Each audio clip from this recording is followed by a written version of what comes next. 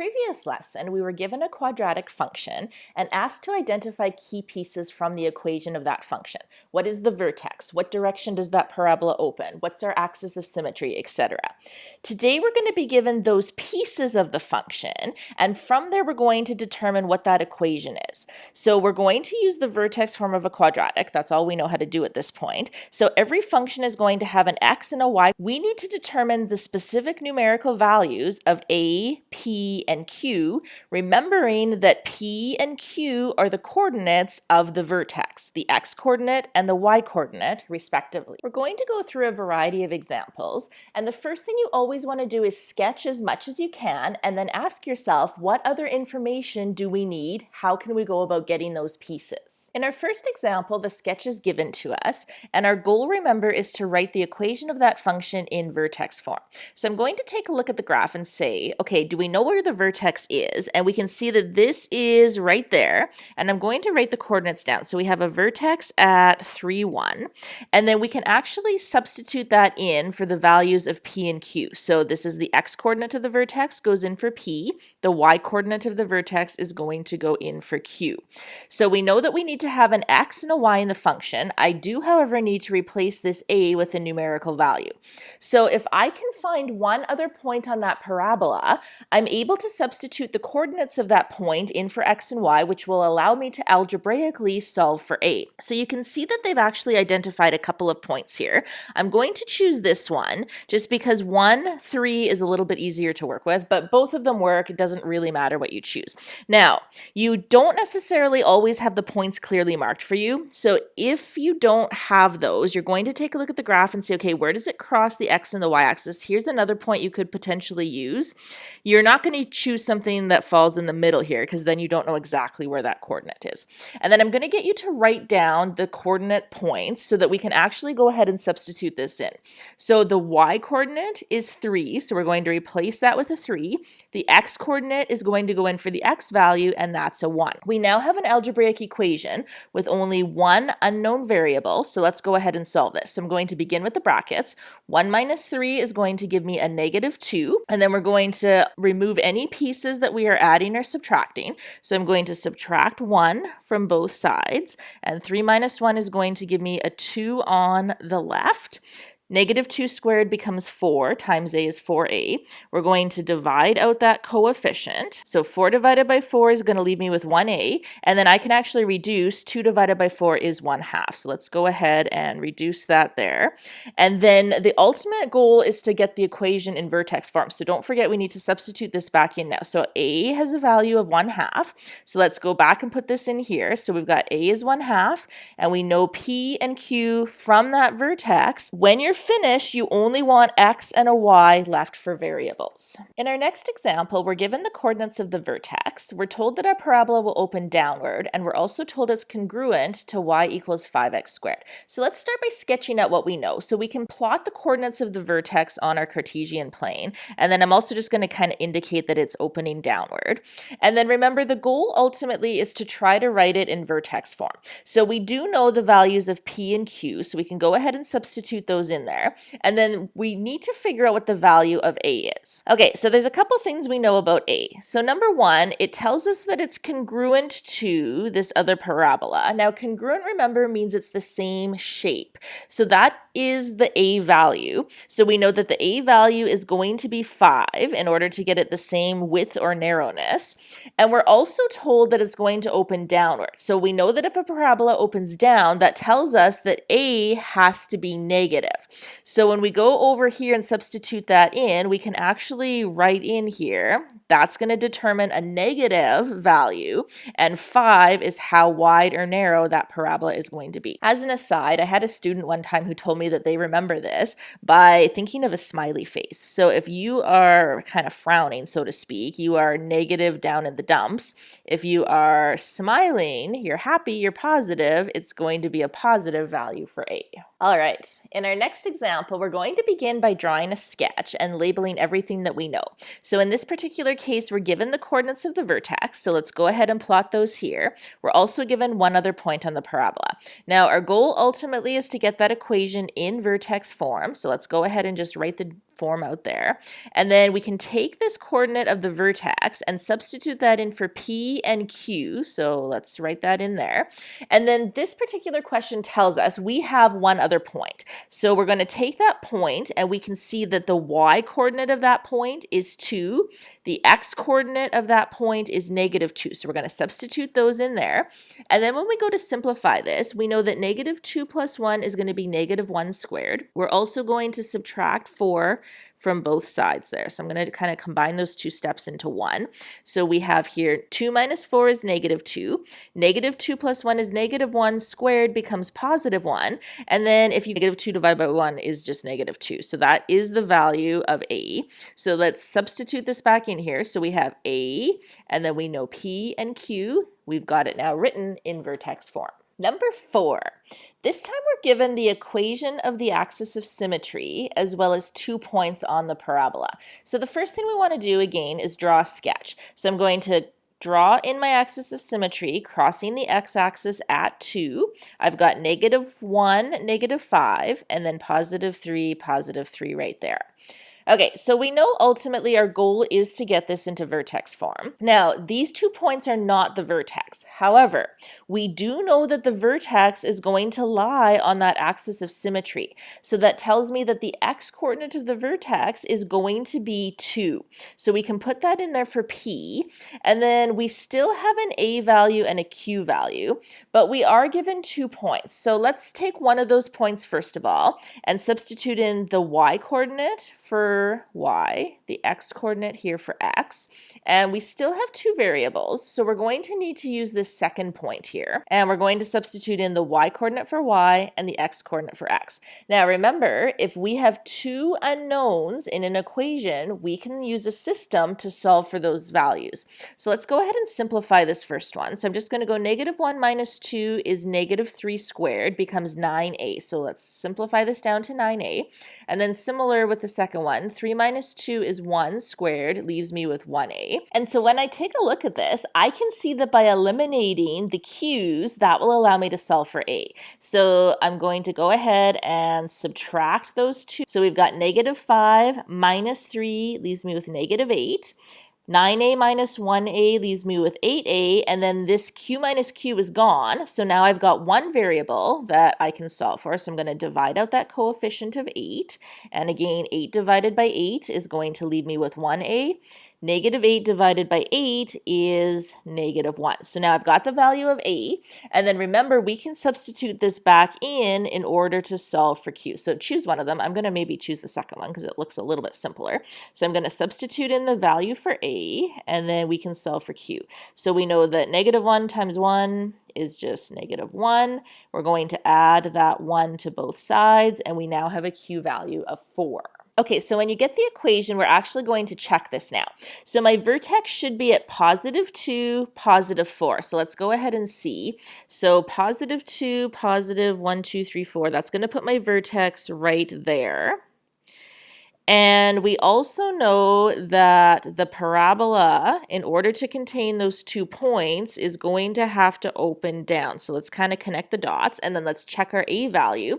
A is negative, indicating that we are opening down. You can always also put that in your calculator just to make sure that the graph does look the way it's supposed to and contain those points, but I think we've got it. Another quick way we can check is let's try substituting this in. So if I put in a -1 for x, -1 minus 2 is -3 squared, is going to be +9, times -1 is -9, plus 4 is -5. That is the y-coordinate I should get, so we can quickly make sure that our equation jives. Now our next question here gives us 2 x-intercepts and a y-intercept. So I've gone ahead and plotted those 3 points on here, but we're not given any information about the vertex.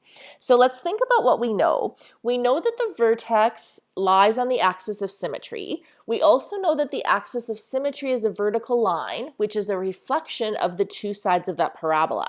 So I know that any 2 points with the same y-coordinate, such as these x-intercepts, have to be equal distance from the axis of symmetry. So can we find the average distance that lies between those 2 points? So I know that this is -2 and this is +5. So let's add those together. and then divide by 2. So I'm taking the average distance between them. -2 plus 5 is +3. 3 divided by 2 is 3/2 or 1.5. So then if I go ahead and sketch this in here, let's visually take a look and say, okay, is this equal distance from that x-intercept to that x-intercept? And that then gives me the x-coordinate of the vertex because I know that vertex has to lie on the axis of symmetry. So we can go ahead and fill in that value of P. We know the x-coordinate of the vertex, and then we still have an A and a Q. So we're going to have to set up a system. We have 2 unknown variables. We have 3 points that we can use. Now you cannot use both of the x-intercepts because each of them have a y-coordinate of 0. We're going to end up with 0 minus 0 is 0, and we're not going to actually be able to get the values that we need. You can try it if you want, just to kind of see what happens. So I'm going to choose this point because I'd rather work with a 2 than a 5, but it doesn't really matter, both will work. So let's substitute that into the first equation. So we've got our y value and we've got our x value.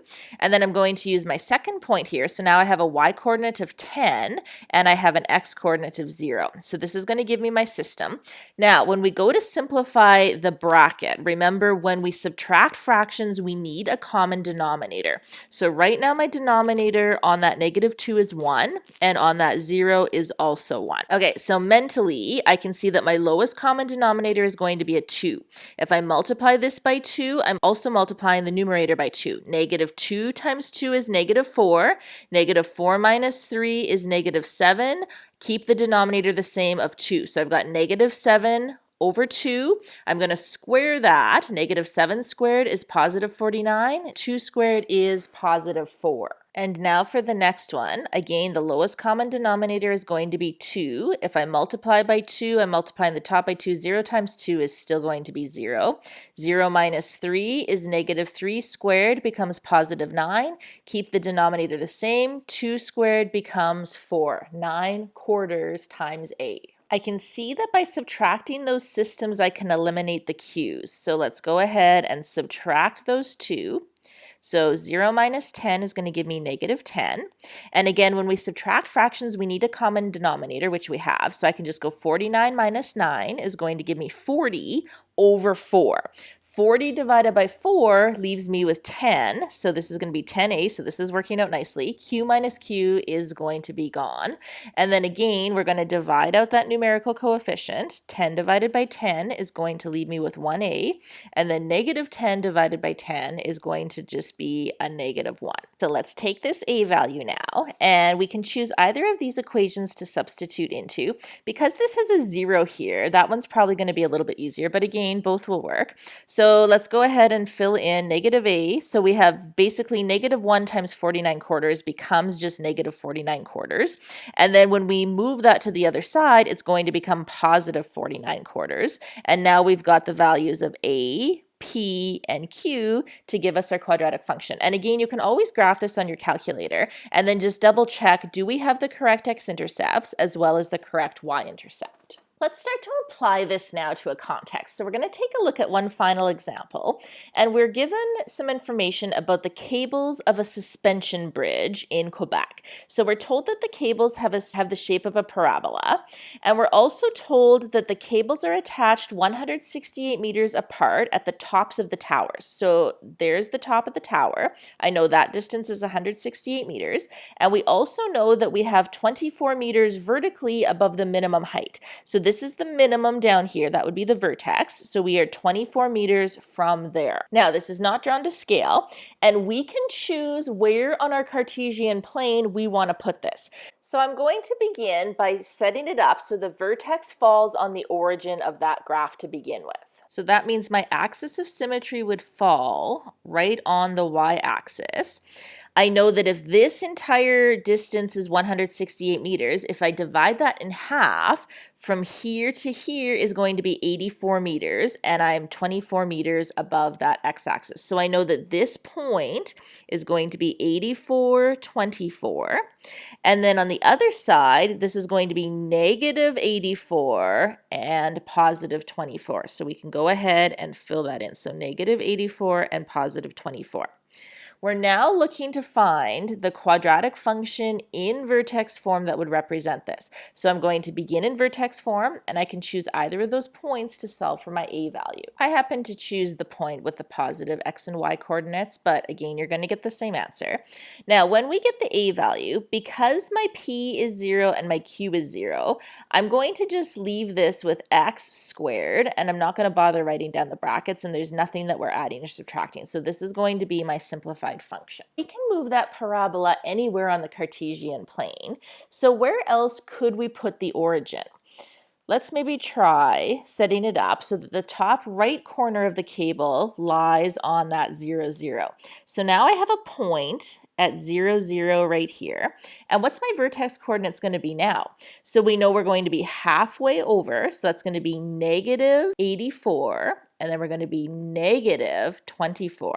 So we can fill in the coordinates of the vertex, and now when we go to come up with a function, we're going to substitute in the coordinates for p and q. We're going to use another point on that parabola, so I'm going to take that 0, 0 just because it's going to be easier. This, by the way, would be negative 168 and 0. And then we're going to same thing, solve for a, and we get the same a value because remember that parabola is still opening up. It still has the same size and shape. But now when we substitute it back in, we're going to have plus 84 squared minus 24. We could also put the origin of the Cartesian plane on the top left corner. This is now 0, 0. What would that point be? And what would the vertex now be? And finally, we're now going to use our quadratic function to determine the vertical height of the cables above the minimum point at a point that is 35 meters horizontally from one of the towers. So remember in this particular example here, so we have a tower here and we have a tower here. This is the minimum point, and we're looking for 35 meters horizontally from one of the towers. So I'm going to start on the positive side of the x-axis. So if this is one of my towers, we're going to move in 35 meters, and we're going to go, let's say here. So we're looking right there, and we want to figure out the vertical height of that cable above the minimum point. So this is my minimum point. I want to figure out what is that vertical height. So from here to here, this was 35 meters over. If this point is 84 meters, I'm going to subtract 35 meters, and that's going to give me an x-coordinate of 49. So what is that y-coordinate when x is 49? Well, we can substitute 49 into the equation in the place of x, and we can see that y is about 8.16 repeating meters. Now, if I were to use the second equation that we generated from this particular diagram, again, remember that we're looking for the height of the cable at a point 35 meters from one of the towers. So if I use this tower 35 meters away, because this is my origin, my x-coordinate is going to be negative 35, and I'm looking for that y value. So I'm going to substitute negative 35 into that function in order to solve for the y value. So that tells me right here I have a y-coordinate of negative 15.83 repeating. Now if we go back to the question, we want to know the vertical height of the cable above the minimum. So this is my minimum. I want to know how far are we from this minimum point to where that cable is 35 meters out from the tower. So this is the distance we're trying to find. So I'm going to subtract those two values, and because the distance can't be negative, I'm actually going to take the absolute value of it. So we're going to get a positive value, and you can see that no matter which of those functions we use, when we correctly interpret for that context, we're going to get the same information.